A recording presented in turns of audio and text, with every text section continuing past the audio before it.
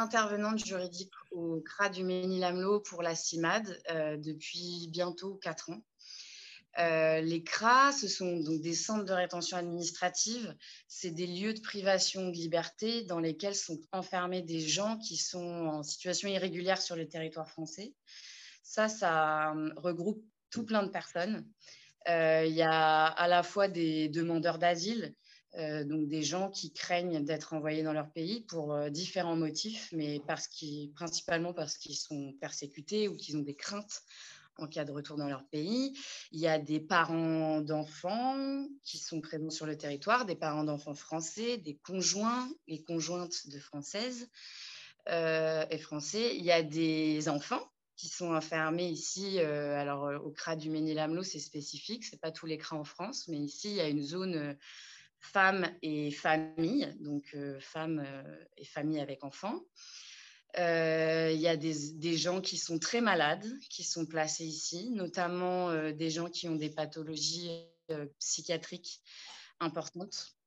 Il y a des gens qui sortent de prison, donc qui ont purgé leur peine et qui arrivent ici. En fait, c'est important de savoir ça, que les gens qui sont ici, c'est des gens qui n'ont soit pas de passé pénal ou qui en ont un, mais qui ont purgé leur peine, qui ont été condamnés et qui ne sont plus sous le coup d'une sanction pénale. Voilà. Et les gens sont enfermés ici, en fait, en instance de leur expulsion. C'est-à-dire que l'État veut les renvoyer dans leur pays d'origine. Et pour faire ça, l'État français, il doit saisir les autorités étrangères, puisqu'il faut l'autorisation des pays pour pouvoir expulser des gens de France. Quelle est la situation au centre de rétention administrative du Mesnil-Amelot? Ce qui se passe en ce moment ici au CRA du Mesnil-Amelot, c'est vraiment une situation explosive. Il y a eu plusieurs jours d'émeutes, des incendies, des gens qui tentent de s'évader et des gens qui protestent aussi contre les conditions de rétention qu'ils estiment indignes et qui le sont. En fait, ce qui se passe, c'est vraiment la période d'après-Covid et du Covid qui a bouleversé un peu toute la procédure de rétention, puisque avec le Covid et la fermeture des frontières, les gens sont devenus inexpulsables puisque les avions ne partaient plus et que les pays demander un test PCR négatif pour pouvoir expulser les gens. Et en fait, ce qui se passe, c'est que y a des gens qui sont inexpulsables parce que les pays ne veulent plus recevoir de personnes expulsées à partir de la France. Et il y a aussi le fait qu'il y a des gens qui refusent les tests PCR et donc deviennent inexpulsables, puisque sans ça, le pays refuse de les admettre. Et en fait, la rétention existe quand même, malgré le fait que les gens soient inexpulsables. Donc, ça montre bien que l'État français, il est dans une logique de criminalisation des personnes étrangères et de tout enfermement. Donc, enfermer plus et plus longtemps, puisque normalement, en fait, si on suivait la logique de ce pourquoi existent vraiment les centres de rétention, il ne devrait plus y avoir de personnes enfermées dans le cas d'un monde dans lequel les frontières sont fermées elles-mêmes. Et ce qui se passe, c'est que le refus des tests PCR, donc qui s'est accentué en fait avec la crise Covid, a été criminalisé par une loi qui est rentrée en vigueur l'été dernier. Et les personnes qui refusent des tests PCR au cours de leur rétention sont susceptibles de se voir condamnées à une interdiction judiciaire du territoire français et sont replacées au CRA à l'issue des 90 jours, qui est le délai légal maximum, en tout cas, pour être placé ici.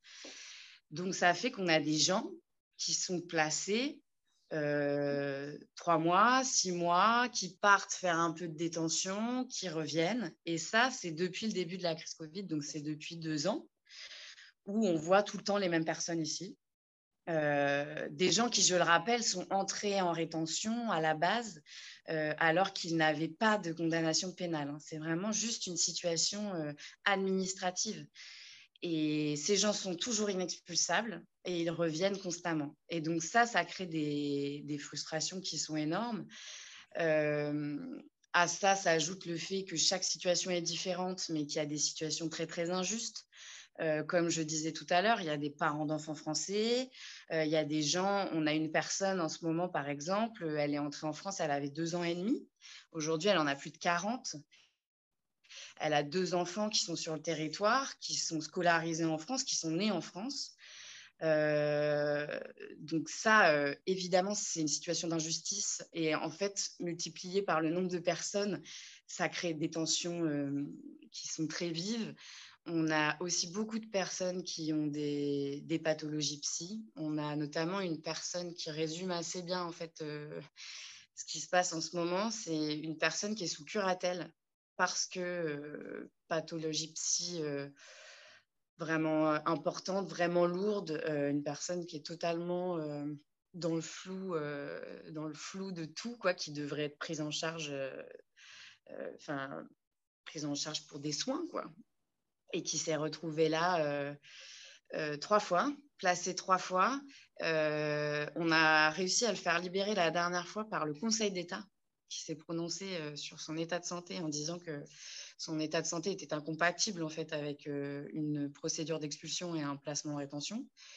Et cette personne, 3 semaines après la décision du Conseil d'État, s'est refait interpeller par la préfecture, s'est refait placer en rétention.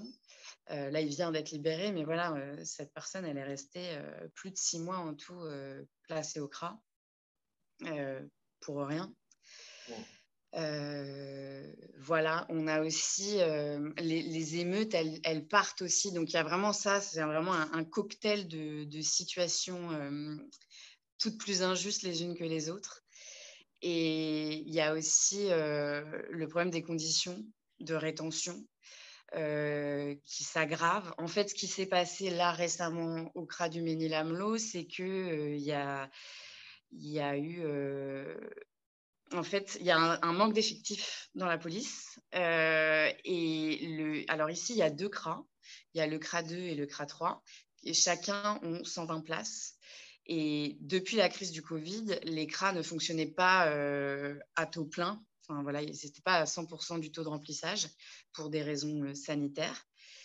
Et là, depuis 2 semaines, en raison du manque d'effectifs dans la police, la zone homme du CRA 2 a été fermée. Et tous les hommes du CRA 2 sont allés au CRA 3. Donc là, le CRA 3, il fonctionne à 120 personnes.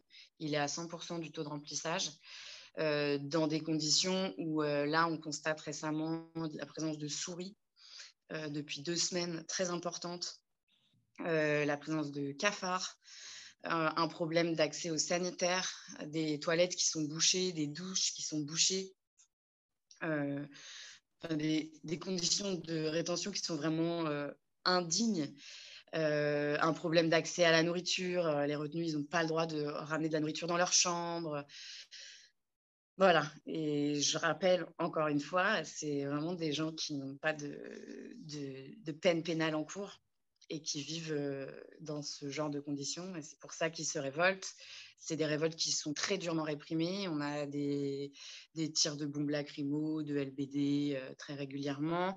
Et on constate à chaque fois que les personnes qui se révoltent sont déférées, sont condamnées à des peines de prison ferme, etc. Quel levier pour améliorer la situation dans les centres de rétention administrative?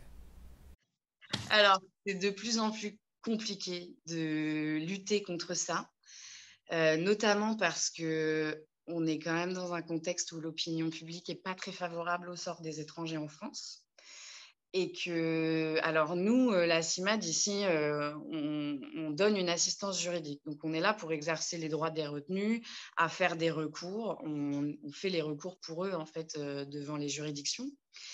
Mais même les juridictions sont de moins en moins, vont de moins en moins dans notre sens, en fait. On a très, très peu de libération. Ça devient, en fait, très compliqué maintenant de faire sortir les gens d'ici. Et en fait, même quand on a des succès, on est face à un État et un gouvernement qui est sourd et qui ne veut pas du tout entendre nos revendications. Euh, à titre d'exemple, la Cour européenne des droits de l'homme, elle a condamné l'État français 9 fois récemment sur l'enfermement des enfants. Et l'État français n'en fait rien puisqu'il continue d'enfermer des enfants très régulièrement ici en centre de rétention. Pareil, sur les conditions de rétention, on alerte les autorités administratives indépendantes que sont le défenseur des droits, la contrôleure générale des lieux de privation de liberté. Mais même eux ne sont pas respectés et ne sont pas entendus par le ministère de l'Intérieur qui, de toute façon, a bien signifié récemment que la priorité allait être donnée à des expulsions massives. On a la nouvelle loi immigration qui va rentrer en débat bientôt à la fin d'année. Et le ministère a déjà donné les grandes lignes de cette loi. Et on sait que ce ne sera pas favorable. Donc là, c'est très, très compliqué pour nous. En fait, on a assez peu de leviers, en tout cas juridiques. Et on sent bien que même au niveau de la communication qu'on fait sur ce qui se passe au CRA, on a assez peu de réception dans l'opinion publique de notre cause. Donc, c'est un peu pessimiste ma réponse, mais c'est compliqué en ce moment pour nous. Parfait. Au fond, il ne faudrait pas interdire les centres de rétention administrative. Alors oui, il faut interdire les CRA, il faut les fermer surtout. La CIMAD, elle a déjà pris position pour la fermeture des CRA. Nous, on pense que l'État français, il aurait bien plus à gagner à mettre l'argent qu'il dépense dans l'expulsion des étrangers plutôt à l'intégration et à accueillir les étrangers dans des conditions dignes qui leur permettent de travailler en France et de participer en fait à la nation, à la vie collective de la nation. Je pense que ce serait bien plus utile pour l'État de faire ça. Et bien sûr, on est pour la liberté de circulation et d'installation des gens et pour la fin aussi de l'enfermement des personnes qui devraient être protégées et qui sont d'ailleurs protégées en fait par le code de séjour des étrangers en France. En fait, c'est dans la loi. Hein. Il y a une loi qui existe qui dit que les personnes qui ont des enfants français ne doivent pas être expulsées, etc. Donc, rien que le respect de la loi, ce serait pas mal.